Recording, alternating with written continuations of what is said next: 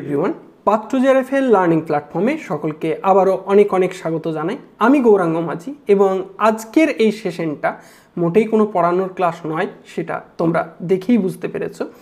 যারা থাম্বনেল দেখেছো তারা তো ব্যাপারটা বুঝেই গেছো, আর যারা এখনও পর্যন্ত জানো না তাদেরকে জানাই যে বছরের এই সময়টা আমরা যারা শিক্ষক আমাদের এই পারে বসে তোমাদেরকে পড়াই, ক্যামেরার এই পারে আমরা বসে থাকি, তোমাদের সঙ্গে বিভিন্ন বিষয় নিয়ে আলোচনা করি, কিন্তু বছরের এই সময়টা যখন একটা রেজাল্ট প্রকাশিত হয় এবং প্রতিষ্ঠানের যারা সাফল্য লাভ করেছে তারা এই পারে এসে অর্থাৎ ক্যামেরায় আমাদের দিকে এসে তোমাদেরকে ইন্টারাক্ট করে বা তোমাদের সঙ্গে কথা বলে, তাদের এক্সপিরিয়েন্স শেয়ার করে, এটাও কিন্তু ভীষণ গুরুত্বপূর্ণ একটা বিষয়। আজকে আমাদের সঙ্গে রয়েছে নিপা ভক্ত। এই নিপা ভক্ত যে কিনা আমাদের সঙ্গে যুক্ত হয়েছে 2.5 থেকে 3 মাস আগে। 3 মাসের মধ্যেই নেট ক্র্যাক করে ফেলেছে, নেট কোয়ালিফাই করে ফেলেছে। এই মুহূর্তে দাঁড়িয়ে তার গল্পটা তোমাদের শোনা বিশেষ জরুরি। যারা মনে করছো যে আমাদের জীবনটা অত্যন্ত বেশি স্ট্রাগলপূর্ণ,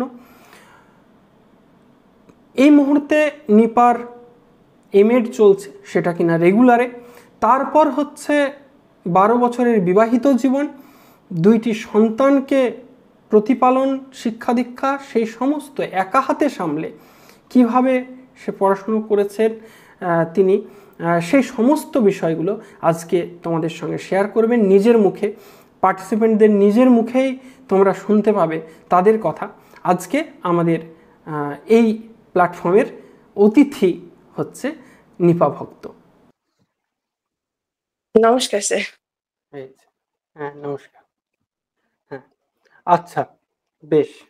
এই প্রথম দেখলাম ছাত্রীকে। আগে আমাদের কখনো সাক্ষাৎ হয়েছে, আমরা কথা শুনেছি একে অপরের, কিন্তু দেখা কখনো হয়নি। বেশ, আমাদের কি মিটিং শুরু হয়ে গেছে? তাহলে একটু হোস্ট, মানে রেকর্ডিং কি শুরু হয়েছে? তাহলে একবার হোস্ট একটা লাইক দিয়ে আমাদেরকে জানিয়ে দিলে আমরা শুরু করতে পারি। আমাদের এই যে আলোচনাটা হয়, টপার স্টকের আলোচনাটা, এটা হয় এবং এটা ইউটিউবে আপলোড হয় এই কারণেই, কারণ বিভিন্ন জন পড়াশোনা করে বিভিন্ন সমস্যার মধ্যে দিয়ে, এবং আমাদের এখান থেকে পাশ করে এরকম ছাত্রছাত্রী তারাও বিভিন্ন সমস্যার সম্মুখীন হয়েছেন, এক একজনের এক এক রকম সমস্যা। তো সেখানে যেমন আমার যতদূর ধারণা, নিপার ক্ষেত্রে ফাইন্যান্সিয়াল মানে অর্থনৈতিক সমস্যার জায়গা খুব একটা নেই, কিন্তু আরো অন্যান্য অবস্টেকলস রয়েছে, অন্যান্য সমস্যা রয়েছে। তো অনেকের ক্ষেত্রে অনেকের সঙ্গে অনেকের সমস্যা মেলে, এবং অন্যান্যরা দেখে যা শোনে তাতে মোটিভেটেড হয়, যারা নেট পায়, জিআরএফ পায় তাদের কাছে। আজকে আমাদের এই আলোচনায় আমাদের সঙ্গে রয়েছে নিপা ভক্ত। নিপা ভক্তকে আমরা গত 3 মাস আগে নিপা ভক্ত পাথ টু জেআরএফ এসছে। তো এর পরবর্তী কথাগুলো আমরা শুনবো নিপা ভক্তর কাছ থেকে। তো আমি এখানে আমার বক্তব্য বন্ধ করব এবং নিপা ভক্তের কাছে একটু জানতে চাইবো যে নিপা এখানে এসছে, পাথ টু জেআরএফ এর খোঁজ পেয়েছে কিভাবে। সবার প্রথমেই আমি নমস্কার জানাই আমাদের স্যারকে, কারণ স্যারের সঙ্গে এটা আমার প্রথম দেখা, এবং আমি বিশেষভাবে আরো নমস্কার জানাই, আমি কৃতজ্ঞ পাথ টু জিআরএফ এর সমস্ত এমপ্লয়ীদের প্রতি, যাদের সহযোগিতা ছাড়া আজকে হয়তো আমার এই জায়গাটাতে আসা কোনোভাবেই সম্ভবপর ছিল না। তো সেক্ষেত্রে ফার্স্ট অফ অল আমার সাকসেসের জার্নির first thanks to path to JRF. আর আশা, সেই অর্থে আমি প্রথম একটা ইউটিউবে ভিডিও দেখেছি, আমার ফোনে অটোমেটিক ইউটিউবে একটা ভিডিও এসছিল। তো সেটা ঘাঁটতে ঘাঁটতে আমি খুব ইন্টারেস্টেড হই, মানে আপনাদের যে লেখা এবং আপনাদের যে যত্ন নিয়ে যে লেখাটা, তো তার যে প্রেজেন্টেশনটা ছিল সেটা আমাকে ভীষণ আকর্ষিত করেছে। তারপর আমি সেই লিঙ্কটা জয়েন করি এবং তারপর আপনার ক্লাস আমি প্রথম পাই। এবং তখন আপনি নেটের যে রাত্রের 10টার ব্যাচটা লঞ্চ করছিলেন, এবং বিশেষ করে সেই ব্যাচটাতে আমি আরো বেশি আগ্রহ হয়েছিলাম, কারণ আমি একজন হাউসওয়াইফ। তো আমার মতো এমন অনেক হাউসওয়াইফ আছে যারা দিনে হয়তো বিভিন্ন সাংসারিক কাজে বা কোনো কাজ, অন্যান্য কোনো বাইরের বাহ্যিক কাজের সঙ্গে জড়িত, যার জন্য সময় দিতে পারছে না। এবং রাত্রের সময়টা তারা মোটামুটি একটু ফ্রি হয়ে পড়াশোনার জন্য নিজেদেরকে গুছিয়ে নিতে পারে। তো এই যে ভাবনা চিন্তাটা আমাদের মতো হাউস ওয়াইফদের জন্য, তো এটা আই থিঙ্ক পাট্টু জেরফ এর মতো একটা ইনস্টিটিউশনই প্রথম ভেবেছে। তো সেই জন্য আমি আবারও থ্যাঙ্কস যে পাট্টু জেরফ এই ইনিশিয়েটিভসটা নিয়েছিল বলে আজকে হয়তো নিপা এই ইন্টারভিউটা দিতে পারছে। এইবার আমি তো পাট্টু জেরফ এলাম প্রথম কিভাবে ক্লাস করব কি করব মানে কিছুই বুঝতে পারছিলাম না। প্রত্যেকটা মুহূর্তে স্যার আমাদের গৌরাঙ্গ স্যার, যদিও বয়সে তিনি আমার থেকে 1 বছরের ছোট, বাট তার কোয়ালিফিকেশন, তার যোগ্যতা, সেটা হয়তো আমি মানে তার সমুদ্রের একটা মানে বালিকণার মতো আমি নই। তো সেই জন্য আমি অবশ্যই সেই দিক থেকে তো আপনার প্রতি সে একটা রেসপেক্ট রয়েছে। আপনার ক্লাসগুলো বিশেষত আহ, আমার মনে হয় এত ডেডিকেটেডলি আপনি ক্লাসগুলো নেন। একটা পিওর টিচারের মধ্যে যে গুণগুলো থাকা দরকার, আপনার মধ্যে সেই প্রত্যেকটা গুণ আমি দেখেছি। তো সেই দিক থেকে আমি তখনই বুঝতে পেরেছিলাম যে আমার এতদিনে নেটটা হয়নি, কারণ আমি একটা ছন্নছাড়া ভাবে নেটটা প্রিপারেশন করছিলাম, কোনো একটা অর্গানাইজড একটা বিষয় ছিল না। আপনার কাছ থেকে প্রথম সেই অগোছালো বিষয়টা আমার কাছে গুছিয়ে এসেছে। এবং দ্বিতীয়ত আপনাদের যে নোটটা আমি পেয়েছিলাম, সেটা আমাকে আমার সময়টাকে অনেকটা বাঁচিয়ে দিয়েছিল। তো পরীক্ষার আগে আমি সেগুলো দেখেছি এবং যতটা পেরেছি, যদিও আমার কাছে সময়টা খুবই কম ছিল, কারণ আমার যতদূর সম্ভব মনে পড়ে আমি আপনাদের এপ্রিলে আহ, আমি ক্লাস করতে শুরু করেছিলাম এবং এপ্রিল থেকে জুন জুন মাত্র 2 মাস বা হয়তো 2.5 মাস খুব বেশি হলে ক্লাস করেছি। তো তারপর এই সাফল্য। তো অবভিয়াসলি মানে আমার পরিশ্রমটা তো আছে, এবং তার সাথে সাথে তার থেকেও বেশি পরিশ্রম আছে আমাকে যে মানুষগুলো টেনে নিয়ে এতদূর এসেছে। আর এই যে কথাটা না বললেই নয়, আজকালকার মডার্ন যুগে মানে টিচিং বিষয়টা না একটা প্রফেশনে দাঁড়িয়ে গেছে। টাকা দিয়ে ভর্তি হলো, বললে বললো, না বললে না বললো, তাতে কিছু যায় আসে না টিচারদের। বাট আপনাদের ইনস্টিটিউশনে আমি এটা দেখেছি যে অ্যাকচুয়ালি একটা স্টুডেন্টকে কি করে পড়াতে হয়, তাদের কাছ থেকে কি করে পড়াটা আদায় করে নিতে হয়, সেটা আমি আপনাদের কাছ থেকে পেয়েছি। সেদিক থেকে really I am very thankful যে আমি এমন একটা আমি সময়টা খুব কম হলেও আমি জড়িত হতে পেরেছিলাম আমার নেটটার আগে অন্তত পক্ষে। তো এটাই। আচ্ছা বেশ, এটা তো গেল পাত্র জিআরএফ এর কথা, আমার কথা। কিন্তু আপনার এই পড়াশোনা চলাকালীন আপনাকে বেশ কিছু স্ট্রাগল করতে হয়েছে নিশ্চয়ই, কারণ সংসার সামলে পড়াশুনো করা এটা একটা যথেষ্ট কঠিন কাজ। তো যারা এই মুহূর্তে পড়াশুনো করছে, রীতিমতো সংসারী মানুষ, সংসার সামলে পড়াশুনো করছে, তাদেরকে আপনি কি বলবেন? আচ্ছা, তো সাকসেস এই শব্দটা যেরকম আছে, তার পেছনে স্ট্রাগল শব্দটা অবশ্যই থাকবে। আমরা যদি মনে করি যে আলোটাকে দেখবো, অন্ধকারটাকে দেখবো না, তাহলে আলোর কোনো অস্তিত্বই থাকে না। তো সেই দিক থেকে স্ট্রাগল যদি না থাকে, সাকসেসটা কখনোই আসবে না। আর আমি যখন এই জার্নিটা করেছি, তখন আমার প্রত্যেকটি সময় মনে মনে হয়েছে যে থ্যাঙ্কস টু গড যে আমাকে একটা স্ট্রাগলফুল লাইফ দিয়েছিল। কারণ আমায় যদি স্ট্রাগলফুল লাইফ না দিত, তাহলে আজকে আমি হয়তো এই সাকসেসটাতে পৌঁছতে পারতাম না। আর আমি আহ, আমার প্রায় বহু বছরের বিবাহিত জীবন, আমার একটা 10 বছরের মেয়ে আছে এবং তার সঙ্গে 2 বছরের আরো একটি কন্যা সন্তান রয়েছে। তার সঙ্গে আমার নিজের হাজবেন্ড একজন আর্মিতে চাকরি করে, তো সেই সূত্রে সে বাইরেই থাকে। পুরো সংসারটাকে একমাত্র আমাকেই সামলাতে হয় এবং আশেপাশে সাপোর্ট করার মতন তেমন সেই অর্থে কেউ নেই। বাবা মা আছে অবশ্যই, কিন্তু তারা তো রেগুলারলি আমাকে সাপোর্ট করতে পারে না, যতটা পারে করে। আর বাকিটা আমাকে নিজেকেই করতে হয়। এবং পাশাপাশি পড়াশোনাটা আমি কন্টিনিউ করেছি। আমি বিএড কমপ্লিট করেছি মাস্টার্স এর পর, সেটা রেগুলার থেকে। তারপর এমএডটা করেছি, সেটাও আমি রেগুলারে করছি এখনো। তো এমএডটা করতে করতে আমি প্যারালালি নেটের জন্য প্রিপেয়ার হয়েছি। তো সময় আমাকে বার করে নিতে হয়েছে। এবার দুনিয়াতে কখনোই কেউ কাউকে সাকসেস হওয়ার জন্য সময় বার করে দেয় না, নিজেকে সেই সময়টাকে বার করে নিতে হয়। তার জন্য নিজের হয়তো কিছু আরাম, কিছু সুখ স্বাচ্ছন্দ্য, সেগুলোকে স্যাক্রিফাইস করতে হয়। তো যারা নতুন নেট অ্যাসপিরেন্ট তাদেরকে এটাই আমার বলার যে এমন অনেক সময় আসবে যখন মনে হচ্ছে যে আমি আর পারছি না, আমার পক্ষে আমি আর পেরে উঠছি না। তো তাদেরকে তখন মনে করতে হবে যে ওই যে পেরে উঠছি না, ওর মধ্যেই বোধহয় আমার সাকসেসের বীজটা লুকিয়ে আছে। তো আমাকে ওই পেরে উঠছি নাটা থেকে আমাকে সেই সাকসেসের বীজটাকে তুলে আনতে হলে আমাকে পরিশ্রমটা দিতে হবে। আমার এমনও সময় হয়েছে, আমি স্যারের ক্লাস করছি, আমার পাশে বাচ্চা কান্না করছে, বা তাকে সামলে আমি আবার ক্লাসে ব্যাক করেছি। কখনো কখনো এমনও হয়েছে যে আমাকে আমার বাচ্চাকে ছেড়ে ঘন্টার পর ঘন্টা থাকতে হয়েছে শুধুমাত্র আমার পড়াশোনার জন্য। সেটা অবশ্যই মানে তাকে সবটা ম্যানেজ করার পর, এবং আহ, রোদ নেই, গরম নেই, ঝড় নেই, জল নেই, আমাকে এখান থেকে ওখানে একটু পড়ার জন্য ছুটে বেড়াতে হয়েছে যে কোন জায়গাটায় গেলে আমি একটু সেফলি সিকিউরলি পড়তে পারবো, যেখানে আমার ডিস্টারবেন্স হবে না। তো কখনো ইউনিভার্সিটি ক্যাম্পাসের কোনো গাছের তলায়, কখনো লাইব্রেরি, কখনো ডিপার্টমেন্টের বিভিন্ন ফাঁকা ক্লাসরুম, আর বাড়ি তো রয়েইছে। তো এইভাবে আমি আমার স্ট্রাগলটা করেছি। আর স্ট্রাগলটা করার সময় আমি সম্পূর্ণ একাই ছিলাম। আমার কিন্তু স্ট্রাগলের সঙ্গী কেউ ছিল না। আর বিশেষত আমি কাউকে চাইও নি। কারণ এই স্ট্রাগল গুলো একা এবং 100% ডেডিকেটেড ফুলি যদি তুমি করতে পারো, তো সেটা তোমাকে রিয়েলি সাকসেস দেবে। তো এটাই ছিল আমার স্ট্রাগল। আর নতুনদের জন্য এটাই বলবার যে যখন কোনো সিচুয়েশন খারাপ আসবে, সেটাকে ভয় না পেয়ে সেখান থেকে আমি আমার সাকসেসটাকে কি করে খুঁজে আনবো সেটাকে খুঁজে বার করার চেষ্টা করো। আর তারপরে স্যারদের মতন মানুষরা তো রয়েইছেন, মানে ওই তুলে আনা সাকসেসটাকে শান দিয়ে আরো বেশি ঘষে মেজে যাতে সুন্দরভাবে অ্যাপ্লাই করা যায় তার জন্য।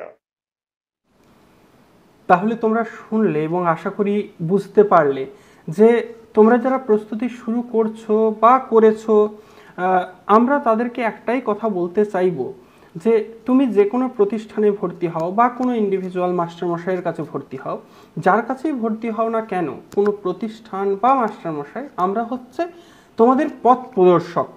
আমরা তোমাদের ঠিক ভুল এই বিষয়গুলো বুঝতে পারি, কিন্তু পড়াশুনোর যে জায়গাটা, স্ট্রাগল করার যে জায়গাটা, সেইটা কিন্তু তোমাকেই করতে হবে। এবং প্রয়োজনে নিজেকে একটু কোথাও নিজের এন্টারটেনমেন্টের হোক বা ঘুমের হোক, সে সময়গুলোকে কেটে নিজেকে সময় বার করতে হবে। এই জায়গাগুলো হচ্ছে ভীষণ ইম্পর্টেন্ট।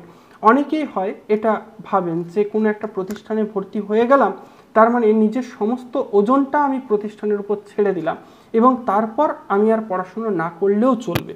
এইটা কিন্তু আদপে নয়। যারা পাশ করছেন তিনি প্রতিষ্ঠানে আসেন এবং তাদের ডেডিকেশন, পড়াশুনোর প্রতি তাদের যে ডেডিকেশন, এইটাই কিন্তু আলটিমেটলি ফল হয়ে দেখা যায়। নিপার ক্ষেত্রেও তাই হয়েছে। নিপাকে আমরা ক্লাসে দেখছি, দীর্ঘদিন ধরে ক্লাসে দেখছি। এই গত কয়েক মাসে তাকে আমি ক্লাস কামাই করতে দেখিনি। মানে মোটামুটিভাবে নিপা রেগুলারলি ক্লাস করে এবং ক্লাসে ডেডিকেটেড। এই যে ব্যাপারটা, এই ব্যাপারটা প্রত্যেকের ক্ষেত্রে, প্রত্যেক ছাত্রছাত্রীর কাছে থাকলে তাহলেই সাফল্যটা আসবে, অবধারিতভাবেই আসবে। আচ্ছা, একটা প্রশ্ন, সেটা নিপার কাছে, যে নিপা, আপনার প্রস্তুতি কখন শুরু হয়েছে? আমার প্রস্তুতি 2024-এর এপ্রিল মাস থেকে শুরু হয়েছিল, এবং আমি এই যে 2025-এর জুনে নেটটা কোয়ালিফাই করি, বাট আপনাদের সঙ্গে আমার যোগাযোগ হলো 2025-এর এপ্রিল থেকে। আচ্ছা আচ্ছা, 2024-এর এপ্রিল থেকে 2025-এর ফেব্রুয়ারি মার্চ অবধি নিপাত যে পড়াশুনো, সেটা নিজস্ব পড়াশুনো। সেই নিজস্ব পড়াশুনোর প্রভাব তার উপর কিছুই ছিল না, এটা কেউ কখনো এই দাবি করতে পারে না, আমরাও করছি না। 2025-এর ওই মার্চ এপ্রিল নাগাদ তার যে পার্ট 2 জিআরএফে আসা এবং 2.5 মাস 3 মাসের এই যে প্রস্তুতি আমাদের সঙ্গে, সেটারও একটা সুন্দর প্রভাব তার উপর পড়েছে। এই কারণেই পড়েছে যে সে কিন্তু ক্লাসে অত্যন্ত নিয়মিত ছিল, অত্যন্ত ডেডিকেটেড ছিল। আমাদের ক্লাসের সময় ছিল রাত্রিবেলা 10টা থেকে 11:30 পর্যন্ত। তো রাত্রি থেকে 10:30, এই 10টা থেকে 11:30 পর্যন্ত এই ক্লাসে নিপাকে আমি কখনো অ্যাবসেন্ট হতে দেখিনি। হয়তো এক আধ দিন হয়ে থাকলেও হয়ে থাকতে পারে। এবার এই ক্লাসে অনেকজন ছিল, সকলেই যে ক্লাসে আসতেন তা নয়, নিয়মিত ক্লাসে আসতেন না, কিন্তু যারা নিয়মিত ক্লাসে আসতেন আজকে আমরা জোর দিয়ে বলতে পারি তারা কিন্তু মোটামুটিভাবে বেশ অনেকজন আজকে সফল হয়েছে। নিপাদের এই একটা ব্যাচ থেকেই অনেক কটা নেট জিআরএফ ইত্যাদি হয়েছে। তাহলে এই জায়গাটা বুঝবার যে লাইভ ক্লাস, অনলাইন মাধ্যমে পড়াশোনার সময় লাইভ ক্লাস যথেষ্ট গুরুত্ব রাখে, এবং আমাদের প্রতিষ্ঠানেই হোক বা যেখানেই পড়াশুনো করুন না কেন, সেটা যদি অনলাইন মাধ্যম হয়ে থাকে চেষ্টা করবেন লাইভ ক্লাস করতে। লাইভ ক্লাসে আমরা কোনো ছাত্রছাত্রী কেমন বাড়িতে পড়াশুনো করছে সেটা আমরা দেখতে পারি না, বুঝতে পারি না, কিন্তু ক্লাসে যখন ইন্টারাকশন হয়, ক্লাসে যখন প্রশ্ন উত্তর হয়, তখন কিন্তু এইগুলো বোঝা যায় কার ডেডিকেশন কতটা, কে কতটা পড়াশুনো করছে, এই বিষয়গুলো কিন্তু ম্যাটার করে। আর আরেকটা বিষয় সেটা হচ্ছে যে এই ব্যাচ থেকেই অনেকে আবার সফল হতে পারেননি। আমার মনে হয় যে তাদের আবার পুনরায় আত্মবিশ্লেষণ করার প্রয়োজন রয়েছে। তারা আত্মবিশ্লেষণ করুন, কেন হলো না বিষয়টা, কেন এতজন পারলো অথচ আপনারা পারলেন না। এইটা খারাপ লাগবার কিছু নেই, এখানে আত্মবিশ্লেষণ ভীষণ জরুরি। তা আত্মবিশ্লেষণ করুন, আশা করি উত্তরটা খুঁজে পাবেন। ডেডিকেশনে কোথাও অভাব ছিল কিনা, যেগুলোকে আপনার স্ট্রাগল বলে মনে হচ্ছিল সেগুলো অজুহাত কিনা, এই বিষয়গুলোকে যাচাই বাছাই করে পরের বারের জন্য আবার প্রস্তুতি নিন। আর যারা নতুন প্রস্তুতি নিচ্ছেন, নতুন করে শুরু করেছেন, তাদেরকে তো আলাদা করে কিছু বলবার নেই, তাদেরকে প্রস্তুতি নিতেই হবে। আচ্ছা, আমি কি ঠিক বললাম? একদম একদম 100বার স্যার। এবং রাতের ক্লাসটা মানে আমরা যেরকম ভাবে ডেডিকেটফুলি করেছি, আপনি সেই সময়টাকে ধৈর্য ধরে ডেডিকেটফুলি করিয়েছেন। এমনও সময় হয়েছে আমাদের ক্লাসের টাইম 8 ঘন্টা, কখনো কখনো 40 মিনিটও পেরিয়ে গেছে, কিন্তু আমাদের যে কোয়ারিজ গুলো ছিল আপনি সম্পূর্ণভাবে সেটা কমপ্লিট ডাউট ক্লিয়ার করে তারপর আপনি ক্লাসটাকে অফ করেছেন। তো সেই দিক থেকে সেটাও আমাদের কাছে উপরি পাওনা। আর একটা জিনিস আমি না বললেই নয়, যেটা আমরা যতদিন ক্লাস করেছি, এত রেগুলার বেসিসে ক্লাস করেছি যে মনে হচ্ছে যেন সত্যি সে আমরা স্কুলের জীবনে ফিরে গেছি কোথাও। আর স্কুলের জীবনটা যেরকম রেগুলারিটি ছিল, সেই রেগুলারিটিটা আমাদের হয়তো বড় হয়ে আমরা ক্রমাগত হারিয়ে ফেলি, কিন্তু অ্যাকচুয়ালি সেই রেগুলারিটিটা থাকলেই কিন্তু আমাদের সাকসেসটা আসে। তো আপনার যে ক্লাসগুলো ছিল রাতের বেলা রেগুলার হতো, মানে রেগুলারই হতো। তো সেই দিক থেকে এটা আমি মানে এখন নয়, এটা আমি নিজেও যখন ক্লাস করেছি তখন আমার প্রত্যেকটা সময় মনে হয়েছে যে মানে কতটা রেগুলার, কতটা মানে পজিটিভ একটা ভাইবস ক্লাসটা থেকে আসতো। তো সেটা আমি বেনিফিটেড হয়েছি আজকে। আই হোপ দ্যাট যে এরকম ভাবে আপনাদের সঙ্গে যুক্ত থাকলে আমি হয়তো ভবিষ্যতে বাকি যে জার্নিটা আছে আমার সেটাও আমি কমপ্লিট করতে পারবো। অবভিয়াসলি পারবো, পারবো বলতে অবভিয়াসলি পারবো। ভবিষ্যৎ অর্থে বিষয়টা যেন সুদূর ভবিষ্যৎ না হয়ে যায়। আমরা চেষ্টা করব যাতে আমরা সকলে মিলেই চেষ্টা করব যাতে আগামী নেট পরীক্ষায় আপনার জেআরএফটা হয়ে যায়। সেই চেষ্টা যেন আপনার দিক থেকেও থাকে। আগামী নেট পরীক্ষাটাতেই আমাদের কিন্তু একটা জেআরএফ চাই। আর একটা শেষ প্রশ্ন, সেটা হচ্ছে যে নতুন ছাত্রছাত্রীদেরকে পাথ টু জেআরএফ সম্পর্কে আপনি কি বলবেন? পাথ টু জেআরএফ নামটা তার আইডেন্টিটি, মানে নামের মধ্যেই তার পরিচয়। আর আমরা বাংলা সাহিত্যের স্টুডেন্ট, আমরা জানি যে কোনো জিনিসের সার্থকতা হয়তো তার নামের মধ্যে লুকিয়ে রাখে। সো পাথ টু জেআরএফ, তো এই ইনস্টিটিউশনটাতে পড়ে আমার এটা মনে হয়েছে যে একটা ফোকাস ঠিক করা, অবভিয়াসলি সেই ফোকাসটা জেআরএফ, তারপর সেই পাথটা তৈরি করা। সেই পাথটা তৈরি করতে গেলে আমাদেরকে দুজনকেই কোঅপারেট করতে হবে। টিচারকে যেরকম কোঅপারেট করতে হয় সেটা তো অবভিয়াসলি আপনারা করছেন, ইকুয়ালি আমাদেরকে স্টুডেন্টদেরকেও সেই পাথটাকে ঠিক করে নিতে হবে, দেন জেআরএফটা আসবে। আর এটা করতে গেলে যে যে কম্পোনেন্টগুলো দরকার, ধৈর্য, নিজেকে একদম 100% সেই জিনিসটার প্রতি ডেডিকেট করা, আর অবভিয়াসলি টিচার যে কথাগুলো বলছে ফর মাই সাকসেস, সেই কথাগুলোকে পজিটিভ ওয়েতে দেখে পজিটিভ ভাবে সেটাকে ফিল আপ করা। কারণ আমরা পাত্র জিআরএফ এ এমন একজন টিচারকে পেয়েছি যে যার দক্ষতা, যার যোগ্যতা সত্যি কথা বলতে সাধারণ স্টুডেন্টদের ধরাছোঁয়ার বাইরে, মানে রিয়েলি বাইরে। কারণ বাংলাতে আপনার যে দক্ষতা বা যে জেনারেল পেপারে আপনার যে দক্ষতা, সেটা সত্যি খুবই বিরল। তো তার জন্য মানে আমি এই কথাটা আমি সংযোজন করি যে আমি একটা অন্য ইনস্টিটিউশনে ভর্তি হয়েছিলাম। তো সেখানে আমি মানে সময় আর অর্থটাই হয়তো ব্যয় করেছি, আমার কোনো কাজেই সেটা আসেনি। আমি আপনাদের ক্লাসে যে জেনারেল পেপারের জন্য ভর্তি হয়েছিলাম, কিন্তু পরে আমার খুবই আফসোস হয়েছে যে যদি আমি সাবজেক্টটাও এখানে ভর্তি হতে পারতাম, তাহলে হয়তো আজকের আমার জার্নিটা আরো অনেক অনেক অনেক বেটার হতে পারতো। তো সেই দিক থেকে আমি অবভিয়াসলি আনলাকি, আবার একদিক থেকে লাকিও যে আমি অ্যাটলিস্ট শেষে হলেও আমি পাত্র জিআরএফে আসতে পেরেছি। আর really thanks to Patra GRF, really thanks to Gouranga sir, and really মানে আই এম রিয়েলি গ্রেটফুল আপনাদের এই টাইম ম্যানেজিং, সিলেবাস মেকিং এবং যে প্রসেসটা আপনারা যেভাবে ইমপ্লিমেন্ট করছেন, এত ডিসিপ্লিনড, এত পারফেক্টলি। তো এটা সত্যি বোধহয় আই থিঙ্ক ওয়েস্ট বেঙ্গলে বিরল, আমি তো কোথাও দেখিনি। এবার অন্যদের হয়তো অন্য মত থাকতেই পারে। সেদিক থেকে সত্যি মানে নতুন স্টুডেন্টদের এটাই বলবো যে তোমরা তো একটা জার্নিতে আসতে চাইছো, সেদিক থেকে পাত্র জিআরএফ এ যদি হাতটা ধরো, দেখবে জার্নিটা হয়তো তোমার কাছে সহজ অনেকটাই হয়ে যাবে। আর নেটটা তো একটা খুব সহজ জার্নি নয়। তো পাত্র জিআরএফ এর মতো স্টুডেন্ট থাকলে জার্নিটা সহজ হয়, হতে পারে, তার প্রমাণ আমি নিজে। আর আরো আছে হয়তো। তো সেই বিষয়ে সত্যি আমি খুব গর্বিত। মানে আমি জানি না আমি কি করে আমার কৃতজ্ঞতাটাকে ভাষায় প্রকাশ করব, হয়তো আমি বলছি এতটুকু শব্দগত দিক থেকে, কিন্তু আমার থ্যাঙ্কস যে সেন্সটা, সেটা হয়তো আমার ভেতরে অনেকটাই কাজ করছে। আর আপনার মতো সত্যি আমি ডেডিকেটেড ফুল মানুষ আমি দেখিনি, খুব ভেরি ভেরি রিসেন্ট আমি দেখিনি। সেই খুব ছোটবেলায় স্কুলে দেখেছিলাম।